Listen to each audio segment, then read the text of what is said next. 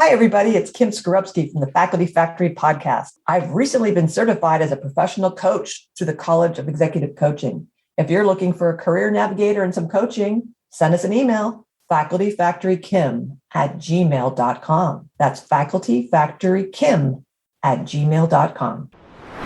Hello, and welcome back to the Faculty Factory podcast. Today's episode is a best of, featuring conversations we've had on this podcast discussing coaching. Today's episode features interviews with Dr. Rachel Bishop and Dr. Elaine Schulte.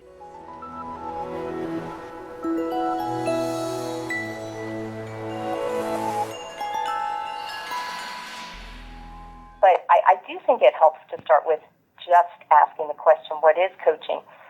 We're very familiar with coaching like from sports teams, and that's not entirely different than the concept of coaching for personal growth. And I think of coaching as a process, and I think of it as one person helping another person or a team achieve their goals.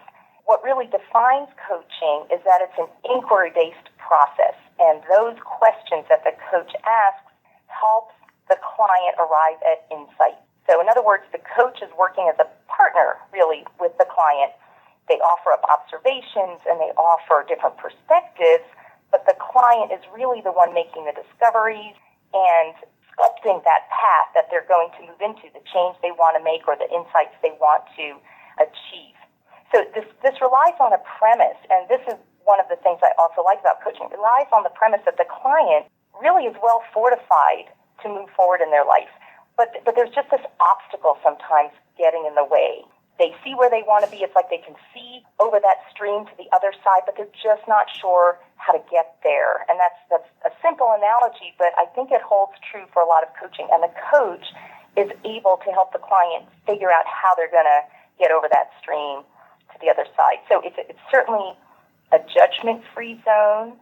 Many of us are in medicine, and we understand the sacred, intimate space when you're sitting with a patient. There's no judgment, there's full confidentiality, and you are really there serving your patient. It's not so different than that, but the goal is that you're there serving your client towards achieving whatever it is that they're after. You know, and it can be a small thing, Kim. It can be, I just want to change a health habit. I want to start a new routine. I want to change a pattern of how I'm living my life. Or it can be global rethinking. I'm at a place in my life where this was what I wanted 20 years ago, and I gunned for it, and I got it. Now it's not as exciting as I thought it would be, or I've grown and matured, and I'm just ready for a new challenge and new learning. And gosh, how do I make that shift? What do I even want? I don't quite know what I want, but I know I want something different. And just diving in and exploring that. And, I'll share what we're doing at Montefiore now using these coaching skills.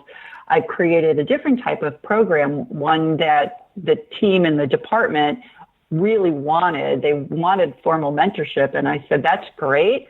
We're going to introduce coaching skills into this model because I know that they're effective and I want this program to sustain. So we created what we call a peer mentoring groups. And in our groups, it's not a one-on-one. It's 3 junior people, a coach, and a mentor. And they've all been trained to use these coaching skills. And they meet typically once every 4 to 6 weeks. And every mentee gets a turn talking about one of their short-term goals. And the groups are constructed based on area of interest. So a typical group might be a bunch of researchers, or they're trying to get a publication out, or they're trying to write grants. They don't know one another to start.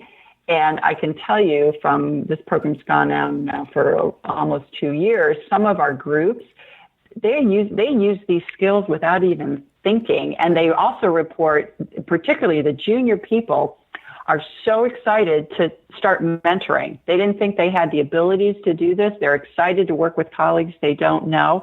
They're excited to work with one another. And we haven't been able to measure this yet, but my belief is that people who are enrolled in this program are also becoming much more academically productive than if they hadn't participated in this particular program. Elaine, absolutely. You're giving faculty members confidence and knowledge and skills. How can that's absolutely have to be associated with minimizing the isolation, which we all have in academia. Yes. We see this all the time. And the burnout, Yes. minimizing burnout, Mm-hmm. and just instilling people the sense of belonging and being a part of Yep. something, and having Yep. a community, a tribe. I've got people who get me and care about me, and then that excitement about sharing it and to the next generation of learners and going Right. on. That's Right. definitely viral. I can see how that is a good way of building community. So super innovative. I love the peer mentoring groups Yeah. with the coach and the mentor. That's Yeah, incredibly yeah. It's so much fun. It's so much fun to watch these junior folks really kind of thrive and learn to rely on each other. You know, some of these groups that have been going on for a while, I just sit back and watch it happen. My job as the coach in the group is to make sure that nobody asks a closed-ended question or uses some language that I would prefer that they don't use. But they're pretty much on cruise control. Now tell me how coaching differs from mentoring. What's the difference between a mentor and a coach? Yeah, well, that is a great question. I would start by saying there are a lot of similarities. So the goal of the mentor is to see their mentee succeed. And that is the same goal as the coach. But the difference is when the coach and the client sit together, they have created kind of a contract, like this is our goal, and been quite specific about it. And there's a deliberate wish for some kind of shift or change that you bring to that coaching engagement. With mentoring, I see that more as a developmental assistance. In other words, I'm a junior faculty person, and I am going to, this is like the fertilizer. These people are going to help me grow into this rich role that I have all these skills that I can bring into. But I might not be coming to the mentor with, there's this friction I have and I want to resolve it. I'm instead coming to the mentor with, here I am, I'm ready to go. Can you help make sure I'm on the right track? The two things that are so cool about teaching physicians these skills is that they can use these skills in multiple ways. They can use them at work, they can use them at home. And we've actually tailored some of our programming to very specific skills. So you can use a coach approach to feedback. You can use a coach approach to quality improvement. You can use a coach approach to mentorship. You can use a coach approach to leadership. Can you imagine that? And and the nuance there is that leaders can't always use coaching skills. Sometimes they just have to lead. It's like people, I'm a pediatrician, and people always say, "Oh, you must use these kids skills with your kids all the time." And I said, you know what? I do, but sometimes you just have to be a parent and tell them what to do.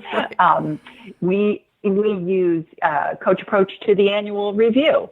So instead of sitting with your junior person and running the metrics and saying, "Great, you did a good job," you can have more of a coaching conversation. Yeah. So again, raising their awareness. Well, how would you like things to look for you in the next 3 months? What's most important to you? Here's another story, something that we do in our teaching. We spend a lot of time in a coaching conversation focusing on the individual's goals, motivations, and values. So often, we say, what's your goal? Okay, how are you going to do it? What are you going to get there? How are you going to get there? And what do you need? Versus, what do you think about your goal? Well, what's really important about that goal? Yeah. What else is really important about that goal? Yeah. What motivates you to go after that goal? Yeah. And get people really to sit in there for a long time, because sometimes that's really uncomfortable for people. Yeah, and how have your goals changed over time? And they, you started off here. We talked about that last year. You don't necessarily need to be married to that anymore. Can you envision a scenario where your goals may change, or how has the economic climate or the leadership climate or whatever changed or led you to maybe some different kind of a thing. So yeah, all those exploration questions versus, all right, time for my annual review. Let's march in, march out, and not waste anybody's time. But I love how you're taking this concept of a coach approach to change a culture is what you've done. You've just made that part of the expectation that this is how we engage with each other. say there's a faculty member who is maybe mid-career, has a great clinical practice going on, a research branch of their work, and they've been offered, maybe they've been offered a committee position, leading a committee in an area they're particularly interested in. You're in faculty development. Maybe it's the curriculum committee, and they really love teaching and want to do more of it, but their plate is totally full. So they're sitting there thinking, do I want to take this on? I just see that I'm almost at burnout with what I'm doing, but this is really interesting to me. How am I going to resolve this? So what coaching is not is just asking advice. So if they're just asking their friend, colleague, loved one, hey, this is what's been offered to me. What do you think? And that person says back, oh, your plate's full. You shouldn't take it. Or, yeah, you've always wanted to. Go for it. That's called advice. But it's quite different. That is not coaching. A coach might respond by starting with, well, what about this committee position on the curriculum committee? What about that appeals to you? What's drawing you in? And then the person has to stop and think, well, I really love teaching. I value teaching. Okay, well, what about teaching? Like, what is it? And you're kind of diving in a little. Okay, it's developing people's potential. Okay, that's what you love. And then, that can lead to exploring what their top values, interests, priorities are right then. And then if you've been working with the client, you're also entering that space of, well, what are you doing then that maybe isn't really matching up with those top needs right now? And as you work through this inquiry process, the client may come to the realization, hey, I'm sitting on this other committee that I joined 7 years ago. It was great at the time, that the pharmacy committee, I really wanted to be on it for these reasons. It's kind of stale now. I've been doing it. And there's this junior faculty member who's just joined, who's on no committees. That would be a growth step for them. Maybe they should take on the pharmacy committee, and I take on the curriculum committee. And this is kind of that's a simple example of a solution based to this problem. But it begins with exploring, why does the person want to do this? What's getting in the way? How might they want to approach resolving this? So coaching, it's not consulting. And I will say the clients who I've worked with who are in healthcare, in leadership positions in healthcare, because I'm also in healthcare, sometimes the discussion gets to the point where they say, well, okay, Rachel, but what would you do? And that's okay. Then I'll say, okay, I'm going to take off my coaching hat and put on my consulting hat, and I will offer some thoughts from perspectives of my own experience. Mm-hmm. But you're sort of making that distinction. You can weave in some kind of consulting thoughts, but that's different than coaching. It's also not therapy, although it's very helpful, and you're trying to get to the root motivations. Maybe what's a fear? Where did that fear come from? Because we want to change it. It's a forward-looking approach. You're not really going to spend a lot of your coaching time looking backward. Why did they become fearful of standing up in a group and expressing themselves? It's important to acknowledge it, and it's important to explore that it exists, but the energy is spent moving forward. Okay, we're accepting that this is a fear you have, and we're going to work on ways and strategies to overcome that. Whereas therapy would say, okay, I see you have this fear. Now let's go dig into your past and figure out why. And so that's a real distinction. Therapy is sort of backward looking, and coaching is absolutely forward and movement looking. We know there's a lot of coaching that's going on in the medical school space. Some of it's performance coaching, some of it's academic coaching, some of it's life coaching. And I think, for medical students, residents and fellows, and even junior faculty who are still trying to figure out who they are and what they're supposed to be doing, all this professional identity stuff. Right. There's lots of opportunity for applications there as well. And I think, I care a lot about my senior faculty too, who, maybe nobody's ever really had a transition conversation with them. And maybe they've never really thought about what life might be like if they didn't come to work every day, because that's all they've done for 45 years.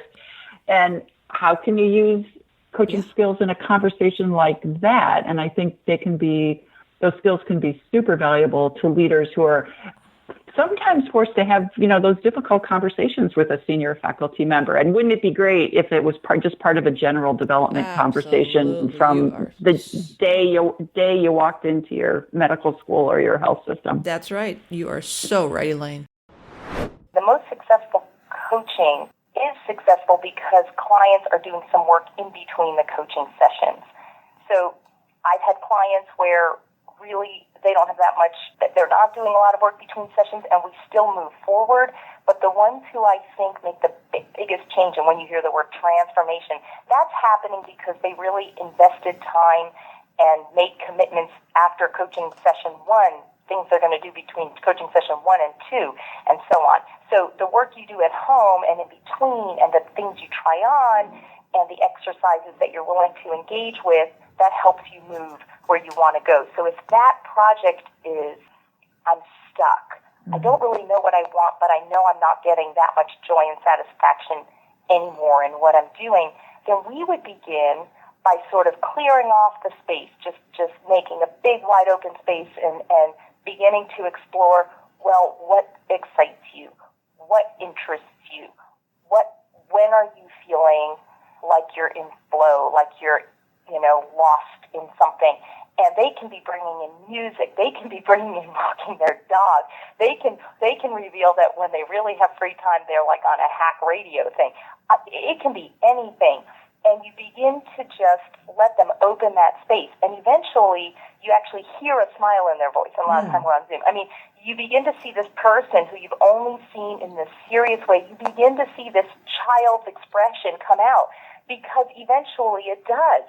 Yeah. In all of us is this creative creature, is this, enthusiasm, but you have to give it room.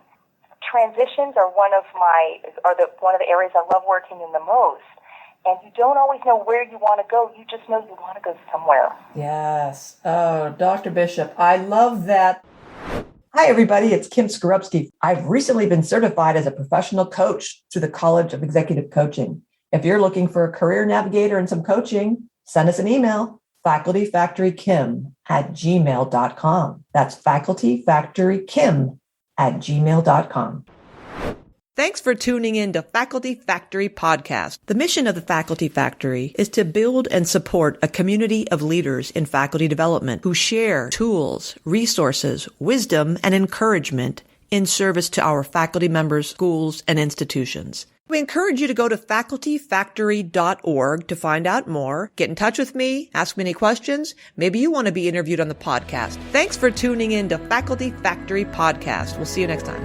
The Faculty Factory podcast and website is sponsored by the Johns Hopkins University School of Medicine Office of Faculty. For more information, visit facultyfactory.org.